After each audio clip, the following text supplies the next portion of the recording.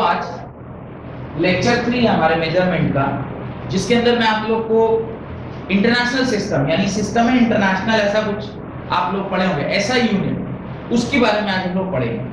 उससे पहले और उससे पहले आए हुए कुछ सिस्टम्स हैं हमारे पास, जैसे FPS system, CGS system, MKS system. तो इस तरह के तमाम सिस्टम्स को पहले पढ़ेंगे और उसके बाद we move on to the original system, जिसको हम सिस्टम इंटरनेशनल बोलते हैं, इंटरनेशनल सिस्टम ऑफ यूनिट बोलते हैं, right.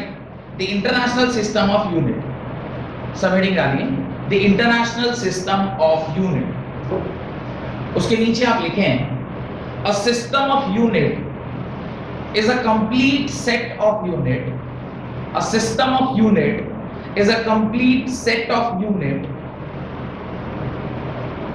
is a complete set of units, both fundamental and derived physical quantity. Units, comma, for both fundamental and derived physical quantity. Fundamental and derived physical quantity. Fundamental and derived physical quantity. Full stop. There are various systems that exist. There are various systems that exist. पहला लिखिए, various systems that exist. पहला लिखिए FPS system, FPS system, FPS system, bracket में लिख लीजिएगा British engineering system of unit. FPS system के bracket में लिखिएगा British engineering system of unit. आपने क्या लिखा? F B S. What is the full form of FPS? Sorry, B नहीं, एफपीएस। क्या लिखा? Foot, pound and second. This is the unit used for length, this is the unit used for mass, and this is the unit used for time. तो इस प्रकार से length, मास और time जो तीन आपके फंडामेंटल क्वांटिटी हैं, उनके लिए हम फुट, पाउंड और सेकंड सिस्टम यूज करते हैं और इसको बोलते हैं ब्रिटिश इंजीनियरिंग सिस्टम, यानी ब्रिटिश इंजीनियर्स जो सिस्टम यूज करते थे। और वहीं से आया होगा ना हमारा ये जो स्क्वायर फीट वगैरह, कितने फुट लंबा आदमी है, कभी आपने सुना है कितना सेंटीमीटर लंबा आदमी है? डे टू डे भाषा में नहीं यूज करते। हाँ, यूज करते हैं जब आप कोई आर्मी या किसी आर्म फोर्सेस के आप इंटरव्यू में जाते हैं तो वहां पे आपकी हाइट सेंटीमीटर में मापी जाती है, तो वहीं सिर्फ आपको सेंटीमीटर सुनने को मिलता है। नहीं तो जनरली हम लोग क्या यूनिट यूज करते हैं? कितना हाइट है? बोले 4-8। What is that 4-8? 4-8 या 5-2 या 5-8। अच्छा, आकांक्षा ऐसे बोलते, किसका हाइट बता है? मेरे खानदान में किसी ने 5-8 या 5-10 ऐसा बोल रहे हैं। तो what is that? 5 feet 10 inches. तो वो 5 फीट 10 इंच है, तो 5-8, तो ये फुट वहीं से आया है। और ब्रिटिश सिस्टम का हमारे ऊपर थोड़ा ज्यादा ही इन्फ्लुएंस है, बिकॉज हम लोग उनके वो क्या थे, द्वारा राज किए गए एक कंट्री थे जिनको काफी दिनों तक हमारे ऊपर उनका राज रहा, तो उनसे बहुत सारी चीजें हमारी इन्फ्लुएंस होंगी ही। तो आप देखिए फुट, पाउंड भी मैंने आपको एक दिन केक वाला एग्जांपल बताया था कि केक में अगर आज भी हम लोग खरीदते हैं तो किस में खरीदते हैं? पाउंड में खरीदते हैं। और सेकंड, तो ये हमारा पहला सिस्टम है, इसको आप अपनी कॉपी में लिख लीजिए। Second is CGS system, CGS system. ये सीजीएस सिस्टम को आप गॉसियन सिस्टम ऑफ यूनिट बोलते हैं। ब्रैकेट में लिखिएगा Gaussian, GAUSSIAN, Gaussian system of unit. याद रखिएगा, गॉस नामक एक साइंटिस्ट थे जिन्होंने, हो सकता है इसी यूनिट्स में उन्होंने काम किया होगा या उनके जितने भी डेरिवेशन रहे होंगे वो इसी सब यूनिट के क्वांटिटीज के साथ रहे होंगे, इसलिए शायद इनका नाम गॉसियन यूनिट ऑफ सिस्टम रखा गया। तो ये होता है centimetre, this is centimetre, this is gram and this is second. वापस से, this is the unit of length, this is the unit of mass and this is the unit of time. तो इस प्रकार से जो आपका दूसरा सिस्टम है दैट इज गॉसियन सिस्टम, वो किस पर्टिकुलर सिस्टम पे बेस्ड था? गॉसियन साइंटिस्ट थे, गॉस साइंटिस्ट थे, उन्हीं ने ये सिस्टम इजाद किया होगा या उनको ऑनर देने के लिए सिस्टम रखा गया होगा। तो ये आपका सीजीएस हो गया। नेक्स्ट लिखिए MKS system, MKS system, third is MKS system, Asian continental system. MKS system is Asian continental system. MKS system is Asian continental system. इसके अंदर लेंथ मापने के लिए क्या यूज कर रहे थे हम लोग? मीटर। वेट के लिए या मास के लिए क्या यूज करने लग गए? किलोग्राम। और टाइम तो हमेशा किस में यूज किया जा रहा है? सेकंड में। This is for the measurement of length, this is for the measurement of mass and this is for the measurement of time. इस प्रकार से ये आपका FPS system, CGS system and MKS system, ये कुछ ऐसे सिस्टम थे जो सिस्टम इंटरनेशनल या इंटरनेशनल सिस्टम बनने से पहले आए। ये सभी इंटरनेशनल सिस्टम है क्योंकि आज भी यूज में है। हम लोग आज भी जो कोई लेंथ वगैरह मापना होता है तो मीटर में मापते हैं, मास को केजी में मापते हैं और टाइम को सेकंड में मापते हैं। पर कभी-कभी इन तरह के सिस्टम में एम्बिग्युइटी आने लगी। एम्बिग्युइटी मतलब मैं कुछ और माप रहा हूं, वो कुछ और माप रहा है, कोई और बंदा कुछ और माप रहा है। इसी को शॉर्ट आउट करने के लिए तो हमने मेजरमेंट का चैप्टर स्टार्ट किया ना। कि मेजरमेंट का जो कॉन्सेप्ट स्टार्ट हुआ है वो इसीलिए हुआ ना कि हर आदमी अपना अलग-अलग मेजरमेंट ना करे, एक यूनिफॉर्म आंसर आना चाहिए।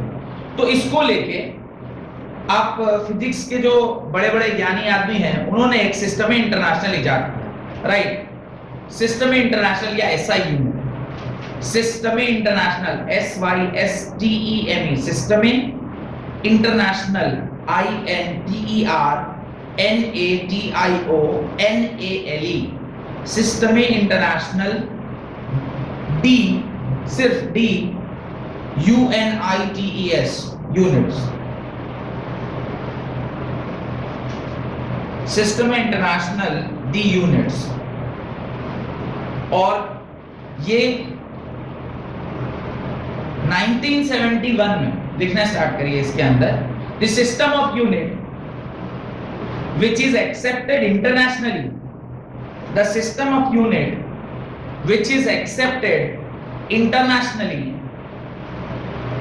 For the measurement of units is known as, for the measurement of unit is known as SI unit, is known as SI unit. इसको क्या यूनिट बोलते हैं? SI यूनिट, सिस्टम इंटरनेशनल या international system of units, full stop. It is also known as French international system of unit, it is also known as French international system of unit.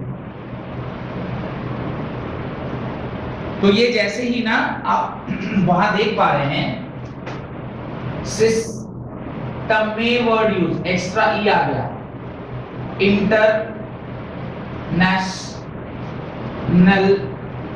The units, ये D word, Leonardo क्या, D Caprio, ये D word, ये सब जहां भी आए ना तो समझ जाना चाहिए को लैंग्वेज का किस उसमें लिखी गई है, फ्रेंच लैंग्वेज में लिखी गई। तो ये फ्रेंच लोगों ने इजाद किया। अब आप कहेंगे सर ये यूरोपियन कंट्री है और वो फ्रेंच में क्यों हुआ? ज्यादातर हमारे जो इंडस्ट्रियल डेवलपमेंट हुए वो उसी साइड, खास करके आपका फ्रेंच रिवॉल्यूशन सबसे पहला जो मदर ऑफ ऑल रिवॉल्यूशंस माना जाता है, उसके बाद फिर अमेरिकन आया, फिर अलग अलग रिवॉल्यूशन से। तो जो सबसे पहली रिवॉल्यूशन, और रिवॉल्यूशन कहाँ होता है? जहां पढ़े लिखे लोग होते हैं, जहां पर बुद्धिमान लोग होंगे वहीं बगावत हो। रिवॉल्यूशन माने बगावत, कोई एक एग्जिस्टिंग सिस्टम है, उस सिस्टम के अगेंस्ट में आप आवाज उठा रहे हैं, तो ही ना रिवॉल्यूशन होता है। तो आवाज कौन उठाता है? जो पढ़ा लिखा है, जो बुद्धिमान है, या जो बहुत ज्यादा शोषित है। फ्रेंच रिवॉल्यूशन मैंने शायद आपको पढ़ाया है। तो ये जो सिस्टम है वो फ्रेंच में ही, फ्रांस शहर से ही आया है या फ्रांस की सिटी से, और वो इन द ईयर 1971, लिखें आगे, it came into existence in 1971, it came into existence in 1971 after the general conference on weights and measures. After the general conference on weights and measures, it came into existence in 1971 after the general conference of weights and measurement, full stop. It is used for, these unit is used for, क्या क्या चीजों में use आता है? Scientific, technical, industrial and commercial works. Scientific, technical, industrial and commercial works में हम लोग इस सिस्टम को क्या करते हैं? यूज में लेते हैं. कोई दिक्कत? मेरे ख्याल से यहां तक कोई दिक्कत नहीं होना चाहिए. अब मैंने सिस्टम आपको जो पढ़ाया था तो उसके अंदर सॉरी फिजिकल क्वांटिटी जो आपको पढ़ाया था उसके अंदर मैंने दो टाइप ऑफ क्वांटिटी पढ़ाई थी. पहला, तीसरा एक और क्वांटिटी होता है जिसको हम लोग सप्लीमेंट्री क्वांटिटी बोलते हैं, right. Third supplementary quantities. As it is supplement, इसलिए हम उसको सप्लीमेंट की तरह ही पढ़ रहे हैं क्योंकि ये मेन जो क्वांटिटी उसमें नहीं आ रहा. Supplementary quantities, right. The quantity which are used to measure, the quantities which are used to measure the angle of, the quantity which are used to measure the angle of 2D and 3D objects. 2D और 3D object को major करने के लिए जो quantity use में आता है उसे ही हम क्या बोलते हैं? सप्लीमेंट्री क्वांटिटी बोलते हैं. The quantity which are used to measure the angles of 2D and 3D object is known as supplementary quantity. दोनों supplementary quantity बोलते हैं. उसके अंदर लिखिए पहला plane angle. नेम इसका क्या होगा? Radian. The name of this particular unit of this particular quantity is radian. तो पहले आप लिखें plane angle. प्लेन एंगल का यूनिट आप लिखेंगे रेडियन, और रेडियन को वर्ड्स में कैसे लिखते हैं? RAD से डिनोट करते हैं. तो RAD रेडियन, इस प्रकार से रेडियन लिखा जाएगा. ये आपका उसका स्पेलिंग हो गया. और प्लेन एंगल के लिए हम लोग इसको क्या करते हैं? यूज करते हैं. This is use for plane angle. अब आप सोचिए theta. Theta is the angle made between such type of two rays. दो रे के बीच में जो एंगल बन रहा है उसी को हम लोग क्या बोलते हैं? थीटा बोलते हैं. इसी थीटा का वो सारा क्या लिखा हुआ है? यूनिट लिखा हुआ है. और आप लोग ये भी एक रिलेशनशिप उसके बाद लिख लीजिए, d theta is equal to ds by r. सिर्फ ये रिलेशनशिप लिख लीजिए, कभी बाद में यूज आएगा तो बताऊंगा इसके बारे में. रिप्लेसमेंट करेंगे तो उस दिन ध्यान में आएगा. ये लिखा हुआ रहेगा तो ध्यान में आएगा. Next right solid angle. Next you right solid angle. Solid angle का जो यूनिट का नेम होता है दैट इज स्ट्रेडियन. STERADIAN स्ट्रेडियन. और इसको हम लोग SR से डिनोट करते हैं. इसको हम लोग SR से डिनोट करते हैं. और ये जो आपका सॉलिड एंगल है, this is your solid angle. This is denoted by STERADIAN स्ट्रेडियन. और इसको हम लोग SR से डिनोट करते हैं. और ये जो है ना, ये कुछ 3 डायमेंशनल एंगल जो होता है, आप उस प्रकार से इसको देख सकते हैं. It is a 3 dimensional angle. 3 dimensional angle मतलब कुछ इस प्रकार का वो सेटिंग वहां बैठ रहा होगा. कुछ इस प्रकार का सेटिंग वहां बैठ रहा होगा जहां पे ऐसा कुछ एक 3 डायमेंशनल एंगल बन रहा है जो डी ओमेगा के नाम से जाना जाता है. और आप इस प्रकार से उसका मान सकते हैं कि ये आगे चल के इस प्रकार से प्रोजेक्ट करेगा कुछ एंगल को. तो जिसका एरिया ऑफ क्रॉस सेक्शन क्या होगा? This is a. तो फॉर्मूला होता है D omega is equal to D A by R square.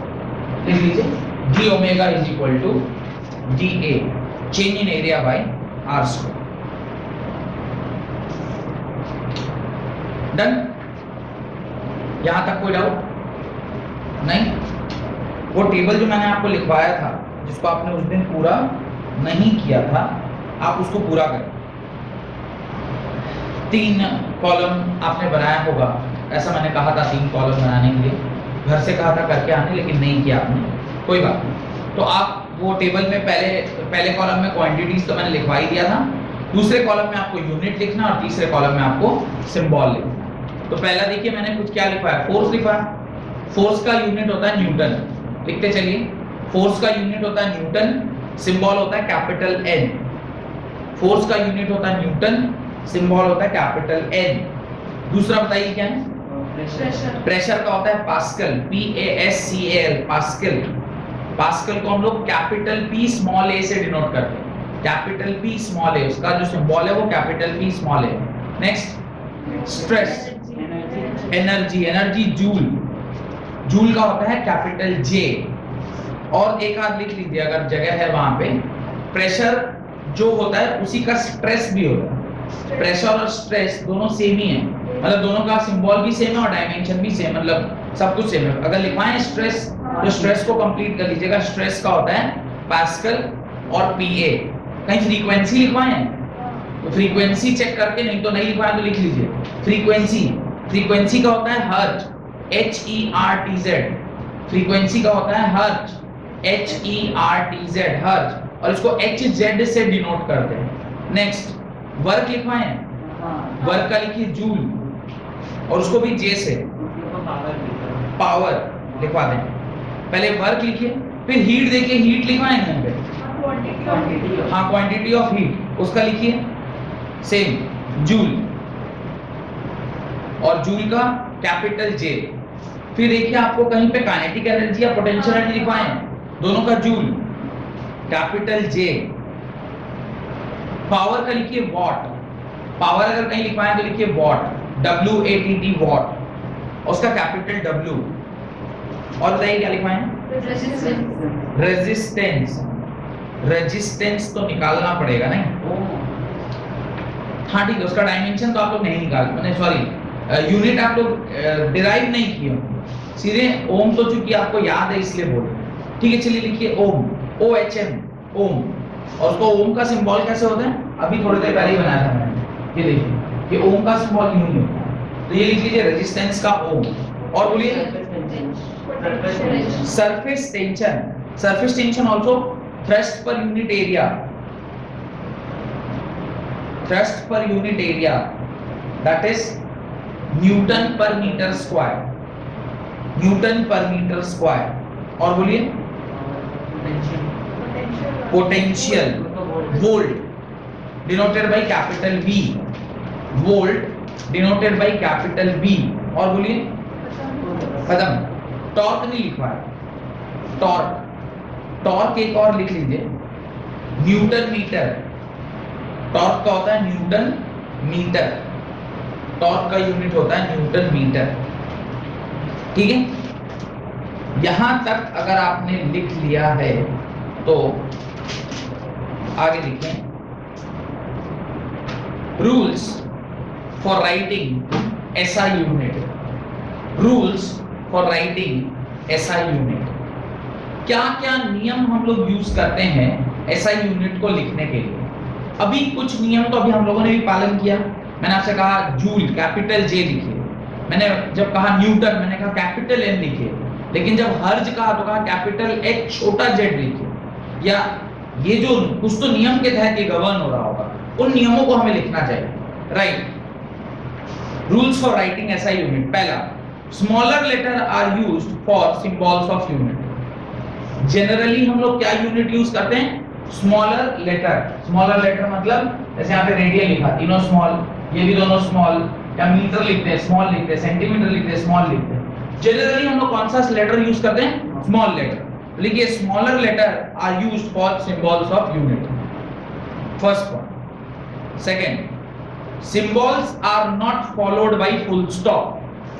Symbols are not followed by full stop.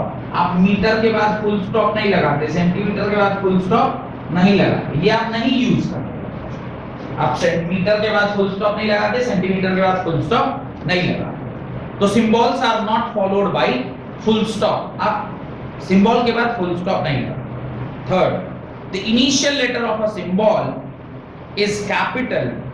The initial letter of a symbol is capital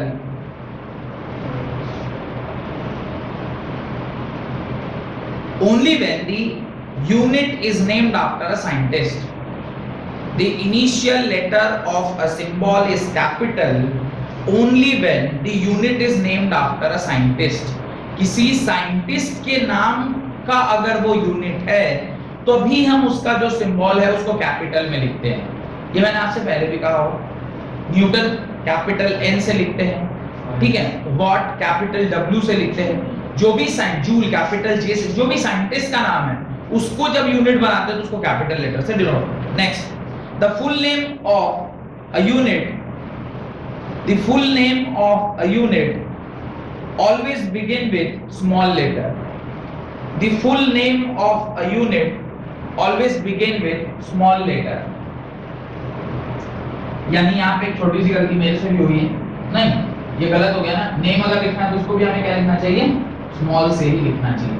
जैसे metre लिख रहे हैं METR, ऐसे नहीं होता METR, ऐसे मीटर नहीं लिखते, ये ऐसे लिखते, this is correct, this is not correct. Capital letter पहला वो इससे मतलब जो फर्स्ट लेटर उसको कैपिटल नहीं लिखा है, तो ये भी लिख लीजिएगा। The full name of unit always begin with a small letter। और तीसरा, symbol do not takes plural form।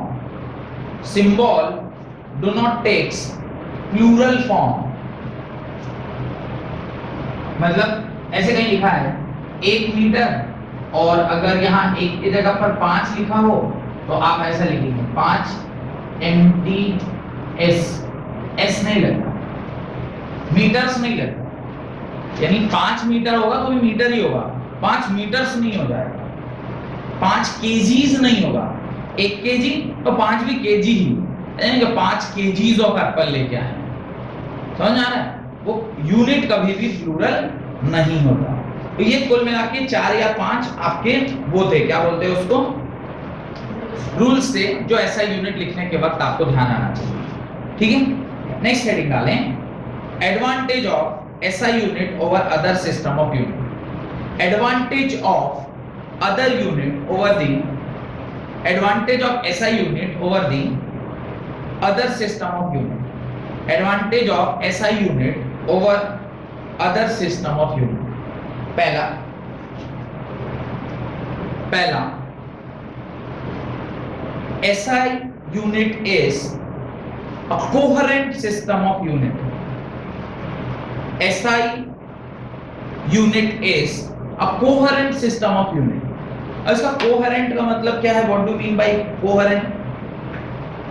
Conversion इसमें काफी आसान है।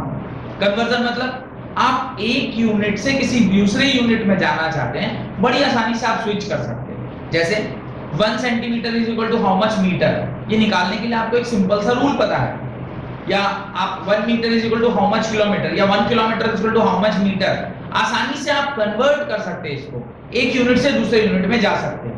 तो इसका जो कन्वर्जन है वो काफी आसान है। कैसे होता है, सपोज के लिए किलोमीटर से अगर मीटर में जाना है तो 1000 का मल्टीप्लिकेशन है, आपको ऐसा याद नहीं रहता है 5.063 × 10⁻23 से मल्टीप्लाई करेंगे तो उसको कन्वर्ट, आपको ऐसे हर यूनिट को अलग यूनिट में बदलने के लिए कुछ नंबर याद रखना पड़ रहा है क्या, कि 5.63251 × 10⁻18 से मल्टीप्लाई करेंगे तब किलोमीटर मीटर बदलेगा, ऐसा है नहीं, सिंपल है, बहुत आसानी से कन्वर्जन हो जाता है, इसको कोहेरेंट यूनिट ऑफ सिस्टम बोला गया।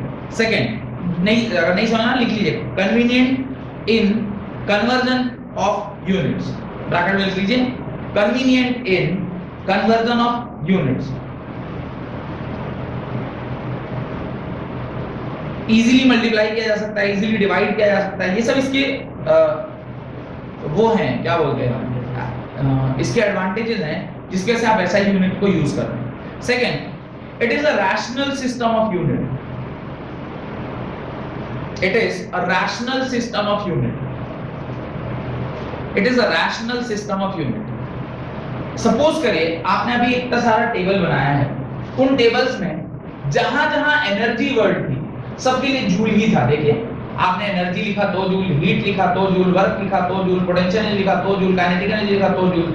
लेकिन अगर यहाँ कोई एक पर्टिकुलर मान लीजिए एफपीएस सिस्टम यूज करें या एमकेएस सिस्टम यूज करें, तो हो सकता है कि जिस जगह पे वो यूनिट डिराइव हुआ है या जिस साइंटिस्ट ने उस यूनिट को डिराइव किया है उसके नाम से उस पर्टिकुलर यूनिट को हम लोग जानेंगे।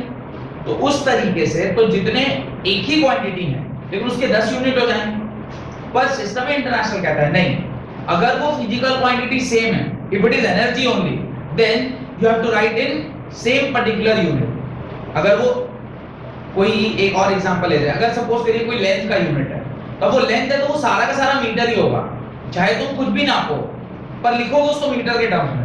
अब तुम उसके मल्टीपल्स या सब मल्टीपल्स यूज कर रहे हो, वो बात अलग है।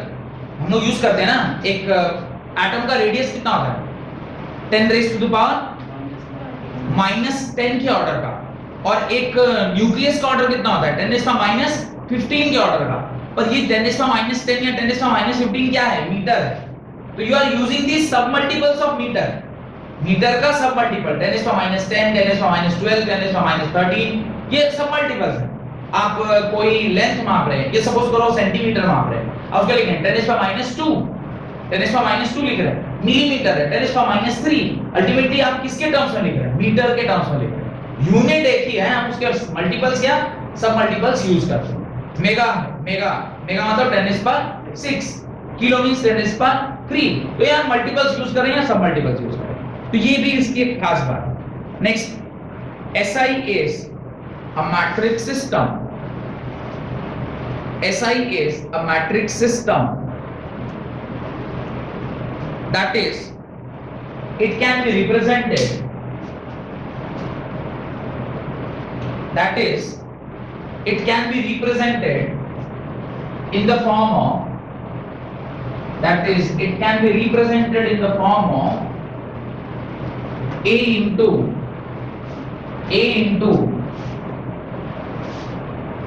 10 raised to the power plus minus b।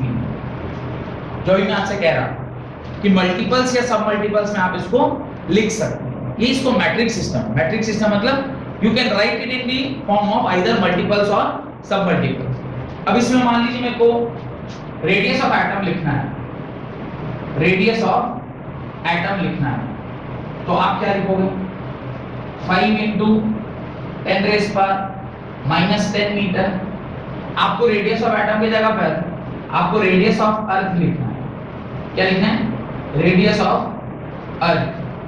Radius of earth जब आप लिखोगे ये आएगा 6.4 into 10 raised power 6 मीटर। अब ये माइनस भी जा सकता है और प्लस भी, depending upon the quantity. Metre में ही डिफाइन किया है, पर एक को 10 रेज़ पर -10 के ऑर्डर में डिफाइन किया, तो दूसरे को 10 रेज़ पर 6 के ऑर्डर में डिफाइन किया। दोनों ही यूनिट ऑफ मेजरमेंट है और दैट टू लेंथ। हम माप तो मीटर मतलब लेंथ ही रहे हैं, पर आपने दोनों को एक ही पर्टिकुलर सिस्टम में डिफाइन किया। ऐसा नहीं कि रेडियस ऑफ अर्थ मापने के लिए फिर आपको कुछ नया यूनिट यूज करना होगा और एटम जैसी छोटी चीज को मेजर करने के लिए आपको कुछ नया यूनिट यूज करना होगा, ऐसा नहीं, एक ही सिस्टम में काम चल जाता है। इसलिए इसको बोलते हैं मैट्रिक्स सिस्टम। ये अपनी कॉपी में लिख लें आप। किसमें फुट की छोटी यूनिट क्या हो गया, पाँव आधा कर लो। अरे फुट तो पाँव से ही आएगा ना, तो क्या बोले थंब या टो। अब उसकी छोटी यूनिट नहीं कर सकते। आपने एक बार डिफाइन करिए ये एक पाँव इतना बड़ा है, अब उसको कटिंग तो नहीं करेंगे ना, 12 पार्ट में कट कर देंगे, ऐसा तो नहीं होगा। पर दिस कैन बी डिवाइडेड, सब डिवाइडेड एंड मल्टीप्लाइड, ऐसा आप कर सकते हैं। तो ये आप लिख लें उसके नीचे। नेक्स्ट, उसके नीचे लिखें SI is an absolute system of unit. SI is the absolute system of unit. आप कहेंगे what is absolute? Absolute system किसे कहते हैं?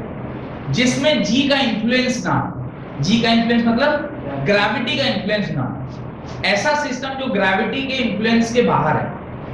अगर मान लीजिए आप एक जगह से दूसरी जगह जा रहे हैं तो उस प्लेनेट पर भी ये यूज में आ जाएगा। अगर 1 मीटर यहाँ माप रहे हैं, मार्स पर भी जाके आप 1 मीटर मापिएगा तो वो 1 ही मीटर होगा।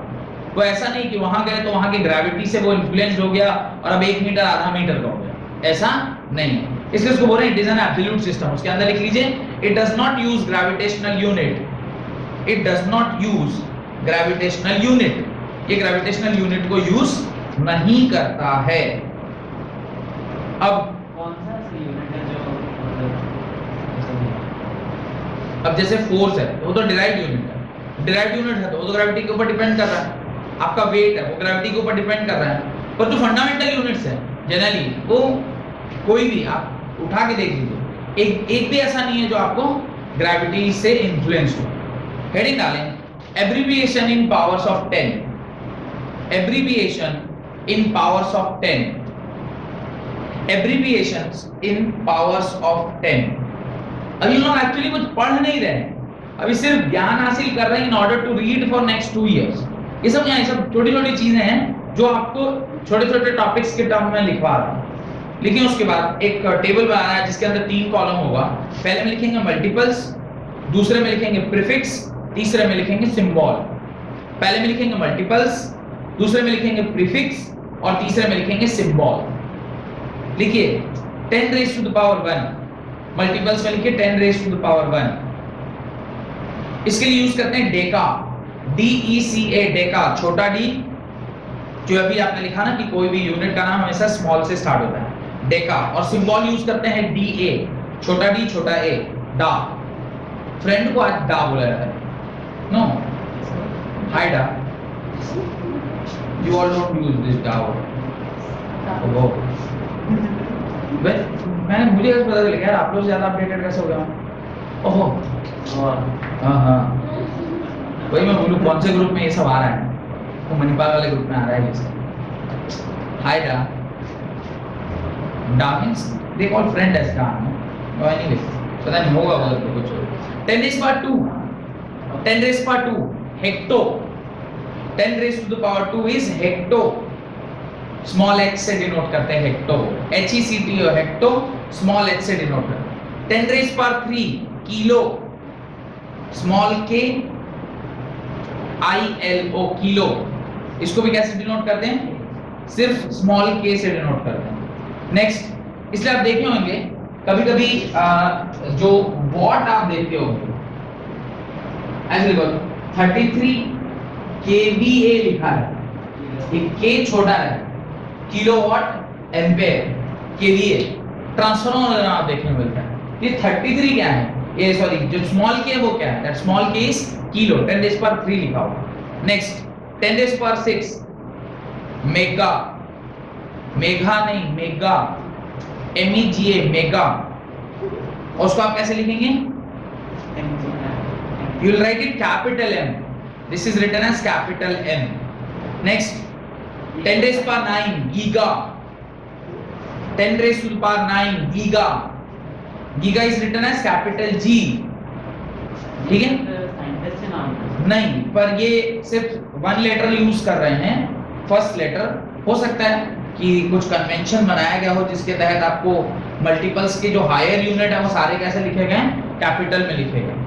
टिल किलो वो स्मॉल तक है, उसके बाद वो कैपिटल में लिखा है। देन 10 रेज़ पावर 12 टेरा, टेरा TERA, टेरा। अरे ये सब तो आप लोग सुनते होंगे यार, टेराबाइट, मेगाबाइट और गीगाबाइट। अभी जो जीबी जो आ रहा है, what is that, gigabyte only, no 4G 5G और आप 5GB या ये सब क्या क्या वर्ड सब यूज कर रहे हैं। उससे पहले हम लोग यूज करते थे मेगा, MBPS, मेगाबाइट पर सेकंड ना, ऐसे कुछ था। फिर अब जी क्या, अभी आज गीगाबाइट भी आ गया, GPS भी यूज करते हैं। अभी को 5G 4G आ गया, उसमें पर सेकंड 1 GB का स्पीड में। इज इट 130 MBPS तक अभी हम लोग पहुंच पाए। GB का स्पीड आया है, अभी नहीं आया, लेकिन 1 second 1 GB things is downloaded और uploaded, no that is not possible.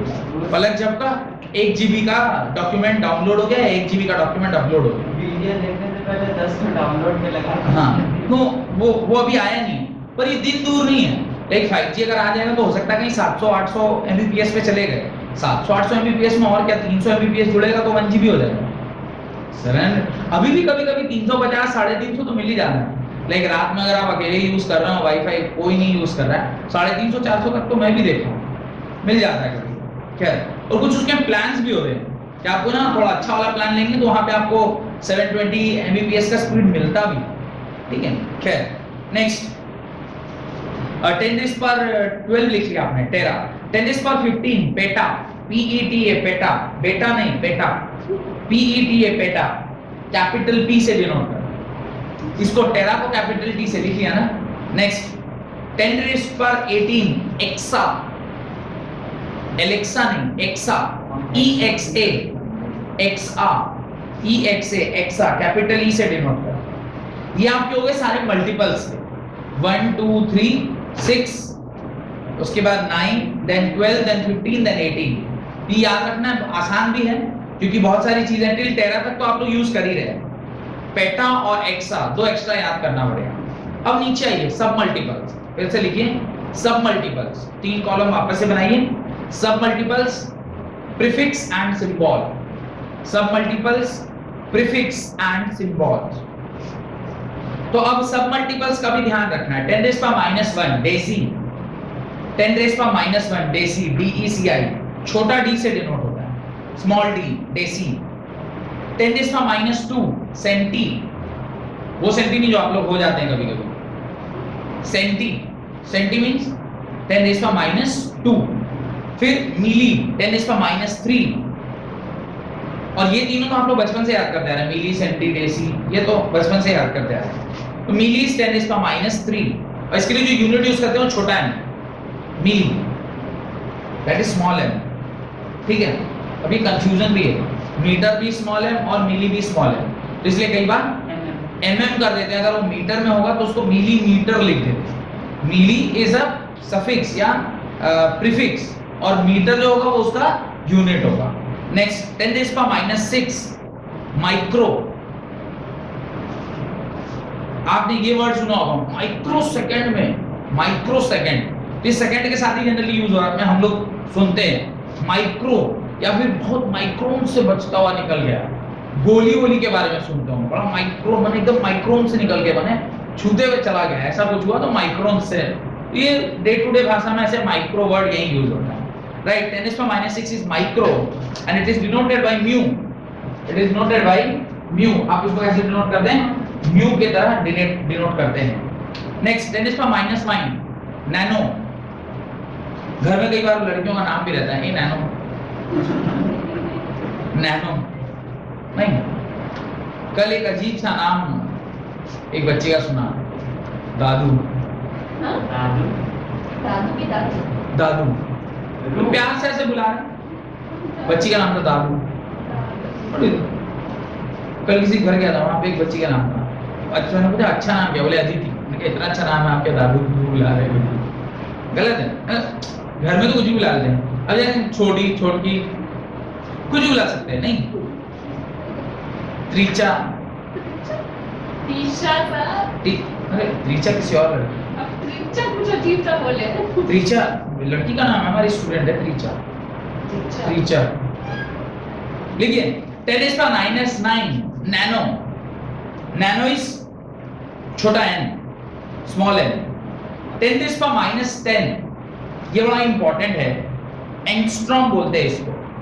10⁻10 is angstrom, और इसको इस तरह से डिनोट किया जाता है, ये इसका सिंबल है a के पावर 0 ना, तो ट्यूबलाइट लगा है उसके ऊपर, a के ऊपर एक हेडलाइट लगा दिया है, इस तरह टाइप का। 10⁻12 पीको, 10⁻12 पीको। आपको ये पीको वर्ड जानते हैं कहां सुनने को मिलेगा, जब आप लोग ना क्लास 12th में कैपेसिटर चैप्टर पढ़ रहे होंगे या कैपेसिटेंस पढ़ रहे होंगे, उसके अंदर जनरली 10⁻6, 10⁻9 और 10⁻12 ये तीनों यूनिट आपको वहीं मिलेगा। इसको बोलते हैं म्यू फेराड, इसको बोलते हैं नैनो फेराड, और इसको बोलते हैं pico farad. Farad is the unit of capacitance, capacitor की यूनिट क्या होती है, फेराड होती है, तो वहीं ये ज्यादा यूज में आता है। इसको बोलते हैं नैनो फेराड, इसको बोलते हैं पीको फेराड, और इसको बोलते हैं म्यू फेराड मतलब माइक्रो फेराड। तो ये तीन वहीं ज्यादा सुनने को आता है। नेक्स्ट 10⁻⁻15 फेम्टो, इसको डिनोट करते हैं छोटा p से। नेक्स्ट देखिए femto, 10⁻15 femto,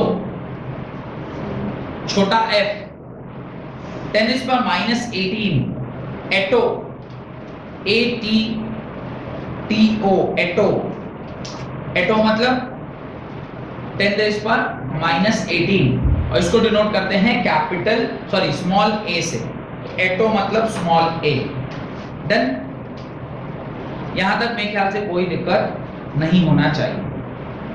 now right, need for measurement, heading डालिए need for measurement, need for measurement. Right, all engineering phenomena deals with definite and measured quantity. All engineering phenomena deals with definite and measured quantities, and therefore all engineering phenomena deals with definite and measured quantity, and therefore depends on the making of measurement, and therefore depends on the making of measurement.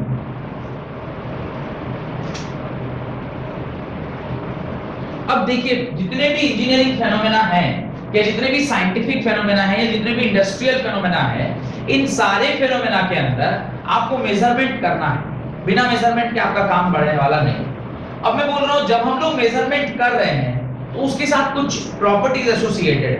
जैसे एक तो measurement बहुत ही precise होना चाहिए, क्योंकि अगर आप precision के साथ मेजरमेंट नहीं कर रहे हैं तो फिर दिक्कत है, तो कि आपके पास फिर एरर आएगा। तो प्रिसीजन होना चाहिए, एक्यूरेसी भी होनी चाहिए मेजरमेंट में। बिना एक्यूरेट अगर आप मेजरमेंट नहीं कर रहे हैं तो अगर वहां पे बहुत ज्यादा एरर हो जाएगा तो भी फिर लफड़ा है। तो अब आप कहने सर प्रिसीजन क्या, एक्यूरेसी क्या, या दोनों एक ही हैं या दोनों अलग अलग हैं, ये थोड़ा मन में डाउट रहता है, क्योंकि जनरली ये दोनों वर्ड बहुत साथ साथ यूज में आते हैं, प्रिसीजन एंड एक्यूरेसी। एक तो आपका रिजल्ट बहुत प्रिसाइज होना चाहिए और दूसरा आपका रिजल्ट बहुत एक्यूरेट होना चाहिए। तो खैर आगे चल के हम लोग पढ़ेंगे कि प्रिसीजन और एक्यूरेसी क्या है। उससे पहले मैं चाहता हूं कि आप बाकी चीजें थोड़ी सी पढ़ें। लिखिए measurement of length, measurement of length. Length के मेजरमेंट की हम बात कर रहे हैं कि लेंथ हम लोग कैसे कैसे मेजरमेंट करते हैं। राइट, ये सिर्फ हमारा पार्ट जो है ना वो सिलेबस में है, जिसके अंदर आपको पैरेलैक्स मेथड पढ़ना है। क्योंकि पैरेलैक्स मेथड पढ़ना है तो पूरा ही जो सिस्टम है उसको पढ़ना पड़ेगा। राइट, द लेंथ में be defined as, the length may be defined as the distance of separation. The length may be defined as the distance of separation between 2 points in a space. The length may be defined as distance of separation between 2 points in a space. तो एक space में दो point के बीच की जो दूरी है उसको ही हम लोग क्या कहते हैं, लेंथ कहते हैं, या डिस्टेंस भी बोला जा सकता है। पर डिस्टेंस और लेंथ में थोड़ा सा अंतर है कि डिस्टेंस जो है वो कई प्रकार से हो सकता है ना। दो शॉर्टेस्ट डिस्टेंस हो सकता है, लॉन्गेस्ट डिस्टेंस हो सकता है, मीडियोकर डिस्टेंस हो सकता है। तो किसी भी दो पॉइंट के बीच में कई तरह के डिस्टेंस हो सकते हैं, पर जो इन दोनों के बीच की दूरी है अगर वो किसी भी प्रकार से है तो इसको ही हम लोग क्या बोलेंगे, लेंथ बोलेंगे। इसकी जो मेजरमेंट है इसको हम लोग क्या बोलेंगे, लेंथ बोलेंगे। आगे लिखें, length can be measured by two different methods. Length can be measured by two different methods. पहला direct method, first is direct method, first is direct method and second is indirect method. First is direct method and second is indirect method. अब direct method आप heading डालें, सब heading डालें direct method. Right, in this method the measurement involves some measuring tools. आपको कुछ measuring tools की आवश्यकता पड़ती है। जैसे 3 इंपॉर्टेंट टूल्स हम लोग पढ़ते हैं। पहला मीटर स्केल, मीटर स्केल आपने देखा होगा, वहां पे आप सेंटीमीटर से लेकर और मीटर के प्लस यानी 10⁻² से 10⁻+2 तक का कुछ भी मेजरमेंट कर सकते हैं। ये क्या डायरेक्ट मेथड है ना, एक कोई लंबाई है उसके सामने हमने स्केल लिया, उसको मेजर कर लिया, डायरेक्ट आपको आंसर आ जाए, it's called a direct method. तो आप लिखें मीटर स्केल जिसका ऑर्डर होता है 10⁻³ से लेकर 10⁻+2। मीटर स्केल ब्रैकेट में लिखिएगा 10⁻³ से लेकर 10⁻+2, इसके बीच का कोई भी दूरी आप मेजरमेंट कर सकते हैं। नेक्स्ट लिखिए वर्नियर कैलिपर, वर्नियर कैलिपर तो आपने देखा नहीं होगा, नाम सुना होगा। आईसीएसई स्टूडेंट तो जानते हैं व्हाट इज वर्नियर कैलिपर और किस प्रकार से उसको हम लोग यूज करते हैं। मैं बस इतना बता देता हूं आपको कि वो किस काम में आता है, उसका यूज क्या है। वर्नियर कैलिपर वैसे तो एक डिवाइस है जो इस प्रकार से देखने को होता है, मेरे को भी थोड़ा डिजाइन वो सम दिस काइंड ऑफ थिंग, इस प्रकार से वो रहता है, इस प्रकार का रहता है और उसमें 2 स्केल होते हैं, एक मेन स्केल होता है और एक सब स्केल होता है और इस प्रकार का वो एक रॉड जैसा होता है। ये बेसिकली किस काम में आता है ना, it is used to measure either internal dia और आउटर डाया।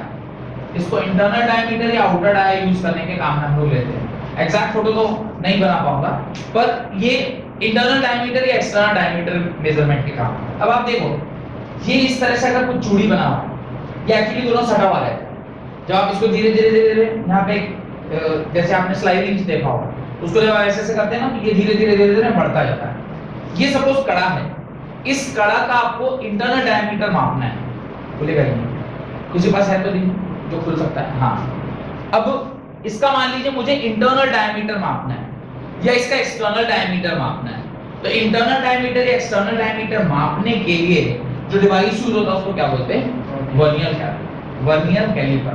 ठीक है, तो ये इसका इंटरनल डायमीटर कैसे मापेगा, आप क्या करोगे, इसके अंदर इस प्रकार से इसको डाल दो और डालने के बाद उसको पूरा लास्ट तक ले जाओगे।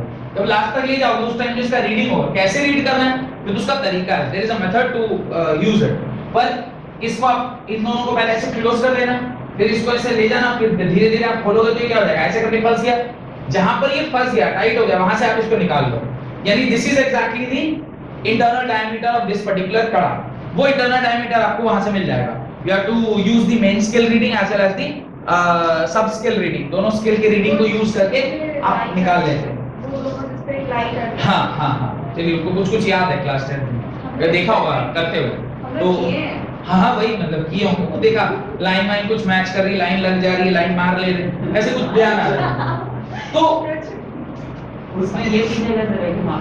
हाँ वही तो वही वो लाइन कुछ मैच कर जा रहा है या लाइनें ही तो मैच कर रही हैं तो चीजें आगे बढ़ जा रही हैं। तो ये जैसे ही ये उसके डायमीटर को आप वो रीडिंग ले लेंगे और उसको जब आप कैलकुलेट करेंगे you will get the final answer. Similarly इसका एक्सटर्नल डायमीटर भी माप सकते हो।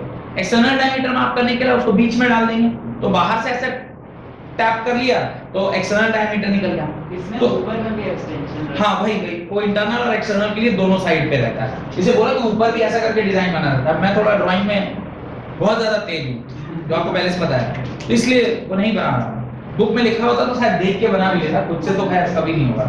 तो ये जो ऑर्डर ऑफ मेजरमेंट होता है इसका होता है 10⁻⁴ मीटर का। तो लिखें ये जो चीजें मेजर कर पाता है वो 10⁻⁴ मीटर तक मेजर कर पाता है।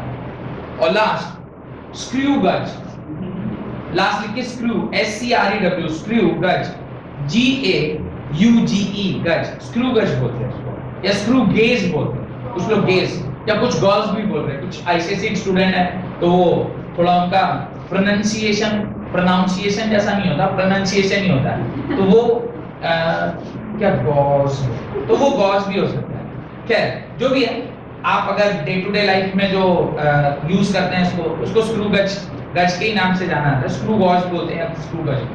स्क्रू गज क्या करता है, आप मान लीजिए आपके रिफिल का जो ये है डायमीटर है, या मैं इसका डायमीटर निकालना चाहूँ, या आपका जो पेन है उसका आप डायमीटर निकालना चाहते हैं, उस छोटी छोटी चीजों को मेजरमेंट करने के लिए you have to use this type of ये। अगर एक वायर है, इसको जनरली लोग वायर के मेजरमेंट में यूज करते हैं कि वायर है, उसका क्रॉस सेक्शनल एरिया चाहिए ना, आप रेजिस्टेंस निकालते हैं तो क्या फॉर्मूला होता है, R equal to rho L by A।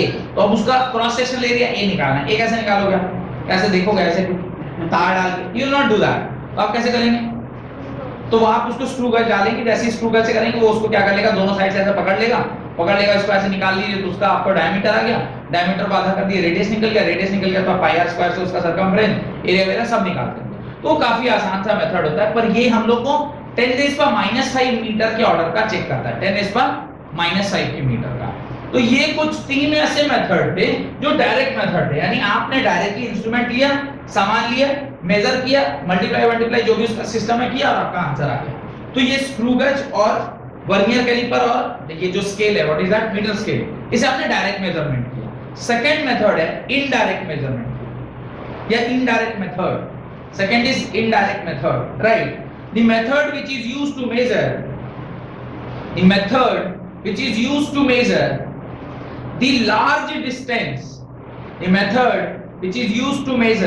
the large distance, such as distance of planets or stars from the earth. The method which is used to measure the large distance, such as distance of planets or stars from the earth, such method is known as indirect method. Such methods is known as indirect method. इसके अंदर जो method आपको जानना है मुख्यतः वो है parallax method. वैसे होते तो बहुत सारे, एक आध मेथड तो आप पढ़े भी हैं बचपन में। आपने सोनार का नाम सुना होगा, SONAR, उसका फुल फॉर्म किसी को याद है? What is the full form of sonar? हाँ बोलिए, बताइए। सोनार का फुल फॉर्म, जहां पे आप रेडिएशन लास्ट का तो याद आ रहा है, हाँ, SO का वर्ड याद नहीं। सुपरसोनिक ऐसा कुछ वर्ड था क्या? Super is it? नहीं सुपर। अच्छा, जहां भी कुछ था, मेरे को भी ध्यान नहीं आ रहा है, जहां कुछ था आपने ये जरूर पढ़ा होगा कि हम लोग जो पनडुब्बी को आप लोग क्या बोलते हैं, सबमरीन से आप कोई अगर ऑब्स्टेकल आने वाला है या फिर आप धरती की जो कितना दूर हमारा ग्राउंड है, यानी जो पानी के अंदर जो हमारा जमीन है वो कितना अंदर है, वो अगर आपको पता करना है तो आप उसको क्या करते हैं, पता कर पाते हैं। कैसे पता कर पाते हैं? ये सपोज करिए आपका सबमरीन है, यहां से आपने क्या भेजा, एक सिग्नल भेजा, सिग्नल जमीन से टकराई और वो सिग्नल वापस यहां तक पहुंची। ये जो सबमरीन था जिसने यहां से सिग्नल भेजा, उसकी वेलोसिटी को पहले से पता रहती है और टाइम पीरियड ये खुद कैलकुलेट कर रहे होते हैं। वेलोसिटी और टाइम पीरियड अगर मुझे पता है तो मैं डिस्टेंस पता कर लूंगा। मान लीजिए मैंने अभी इस क्षण पे कोई एक साउंड या कोई एक साउंड वाली वेव को यहां से जमीन की ओर भेजा, अब वो जमीन में टकराई और वापस मेरे पास अभी सिर्फ 10 सेकंड या 15 सेकंड के बाद आई। I know the velocity, I know the time period. आप जो आएगा वो टोटल डिस्टेंस होगा, आना और जाना मिलाकर। उसको आधा कर देंगे तो आपको क्या मिलेगा, सिर्फ जाने का डिस्टेंस, यानी यहां से हमारा धरती जो है वो कितना दूरी पर है ये आपको समझ में आ जाएगा। इस प्रकार से सोनार काम करता है। तो it is not a direct way, it is indirect way. आप एप्लीकेशन से यूज कर रहे हैं, आप डायरेक्टली ऐसा कुछ स्केल लेके गए ऐसा मेजर कर लिया, ऐसा नहीं है, क्योंकि इतनी बड़ी दूरी है कि हमारे पास उसका कोई डिवाइस नहीं है जिससे हम इसको यूज कर पाए। यही सेम कांसेप्ट कौन यूज करता है, चमगादड़। यानी एक्चुअली जो कांसेप्ट हमने चोरी किया वो कहां से किया, बैट से।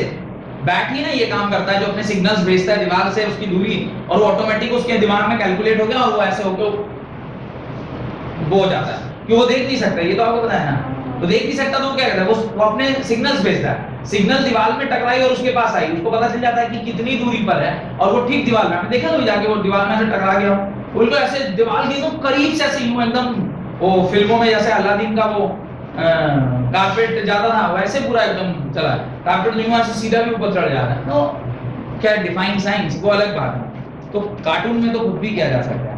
तो कुल मिला के 4 ऐसे मेथड हैं जो आपको पढ़ने हैं, मतलब उसमें से एक आपको पढ़ना है पर नाम आप चारों का लिख लें।